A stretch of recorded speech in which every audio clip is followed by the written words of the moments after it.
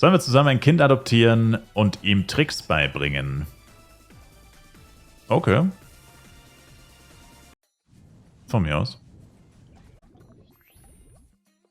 Ob du Ranger oder Jojo Jester spielen sollst, was ist besser?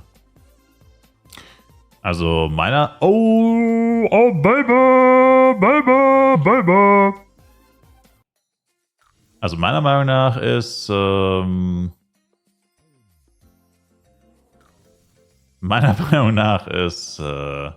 Ranger besser. Beziehungsweise mag ich persönlich Ranger lieber als Jojo Jester. Das ist halt meine Meinung. Wenn man Power-Ups benutzt, sollte man ruhig zu höheren Mobs gehen als normal. Nicht zwingend. Also, was man verstehen muss bei Flyf ist einfach wichtig. Die wichtigsten Sachen in Flyf sind Mobdichte und Killtime. Beim Leveln oder auch beim Farmen. Also wenn du viel Geld verdienen willst oder Level-Service oder so machen würdest. Also Mobdichte und Killtime sind die beiden wichtigsten Werte. Erst dann kommt das Level der Monster zum Beispiel. Also grundsätzlich Monster-Level immer über dir. Also die Monster, die du tötest, sollten immer über dir sein. Und dann ist wichtig, hohe Killtime, hohe Mobdichte. Oder gute Killtime, hohe Mobdichte. Hohe Killtime wäre tatsächlich schlecht, genau. Gute Killtime, hohe Mobdichte. Das Level der Monster ist gar nicht so entscheidend. Weil wenn du Monster, die nur 2 Level über dir tötest, one-shottest, wenn du die one-shottest, dann wird es sich, und die haben eine gute Mobdichte, dann wird es sich dort 1000% mehr lohnen, als wenn du bei Monstern levelst, die 5 oder 6 Level über dir sind, die aber eine wesentlich schlechtere Mobdichte haben und du one-shottest sie nicht. Also kann man so pauschal einfach nicht sagen. Es kommt immer drauf an. Klarfahren zum Beispiel ist extrem beliebt. Da sind Leute teilweise 10 Level lang, von 92 bis 102 oder so. Einfach weil Mobdichte so krass ist. Killtime vielleicht nicht immer unbedingt. Auch als AOE, ja. Das geht immer. Das geht für AOE und 1v1. Das ist einfach eine generelle Regel in Flyf. Mobdichte, Killtime. Das ist der Schlüssel zum Erfolg. Die beiden Werte müssen gut sein.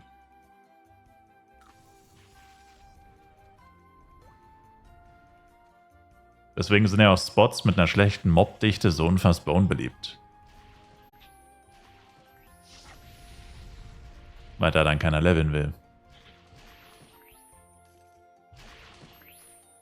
Nach dem Urlaub nächste Woche hast du noch 3 Wochen Urlaub für den Rest des Jahres, 2 Wochen für FEC und 1 Woche für ein anderes Game.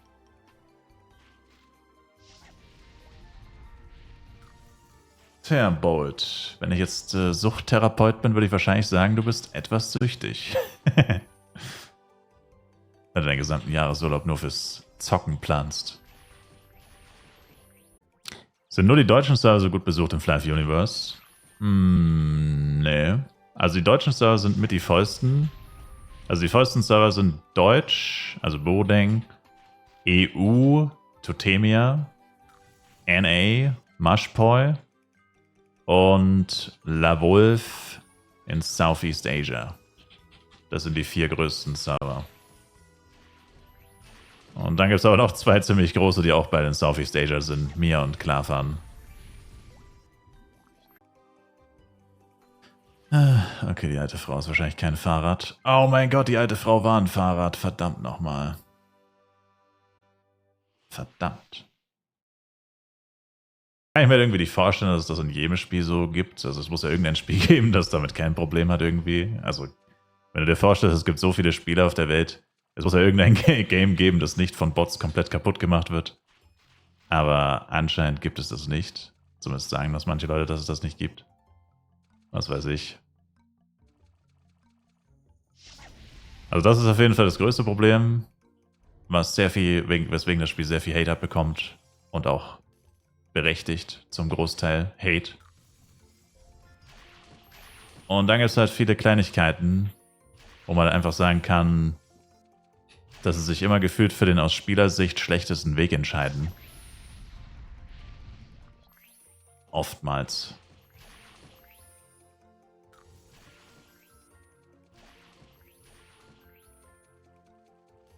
und viele Suggestions, viele Anfragen, das Spiel besser zu machen von Spielern werden zwar approved, also sie werden quasi gesehen und quasi von Gala als yo, das klingt gut, das können wir machen, akzeptiert. Aber bis diese Suggestions dann tatsächlich mal ins Spiel kommen, also bis diese Sachen tatsächlich implementiert werden, der Spieler tatsächlich was davon hat, vergehen halt teilweise Jahre, Monate bis Jahre.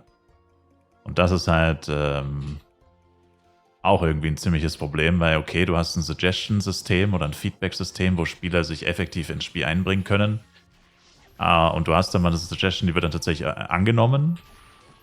Aber ich wüsste jetzt mal gerne, was so die durchschnittliche Wartezeit für eine Suggestion ist. Also ich stelle mir vor, die durchschnittliche Suggestion, die akzeptiert wird, braucht über 12 Monate, bis sie tatsächlich im Game ist.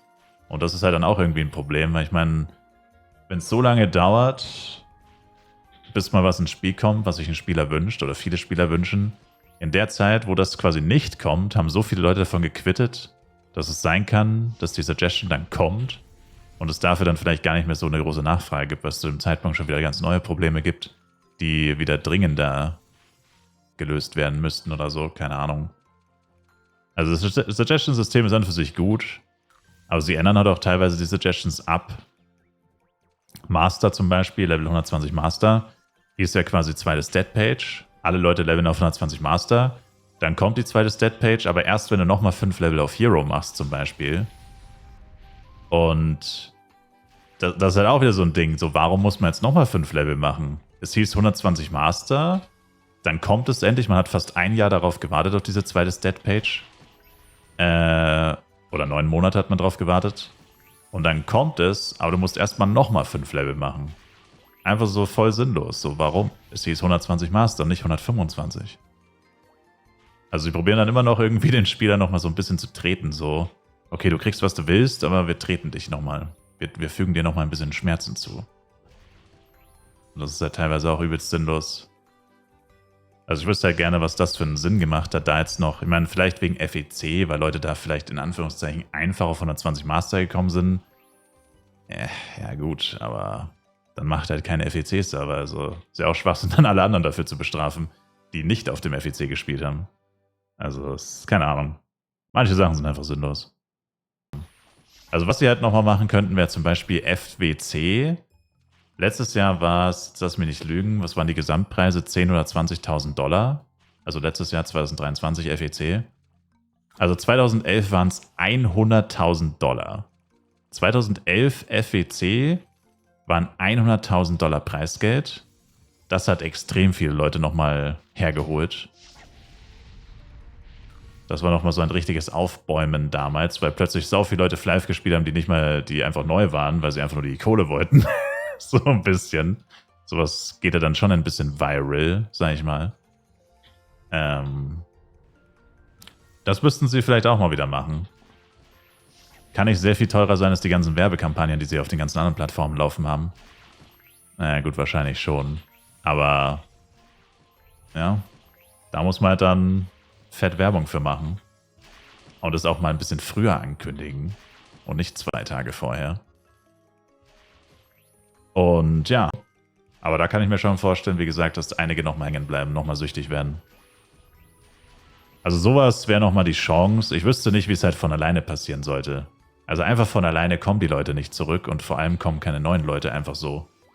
Also wie gesagt, diese Werbung und so, die sie überall machen, das ist, würde ich sagen, das Bare Minimum. Wenn sie das nicht machen würden, würde das Spiel langsam wieder sterben. Aber das machen sie ja zum Glück. Also ich denke, dadurch kommen immer mal wieder neue Leute rein.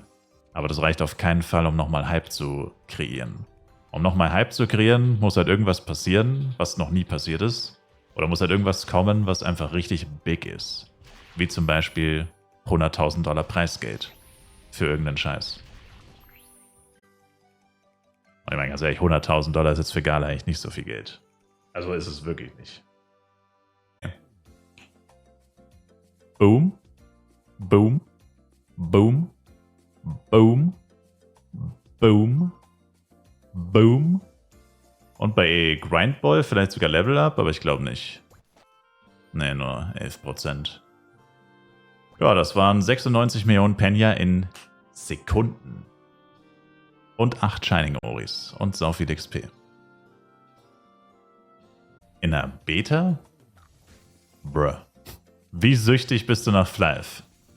Ich habe mein Handy 24/7 laufen lassen während einer Beta.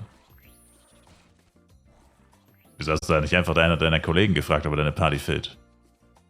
Oder einfach zu zweit gespielt oder so? Du Laue. Ist mega funny, nur zu kurz? That's what she said. Ja, das ist ja mega funny, aber viel zu kurz.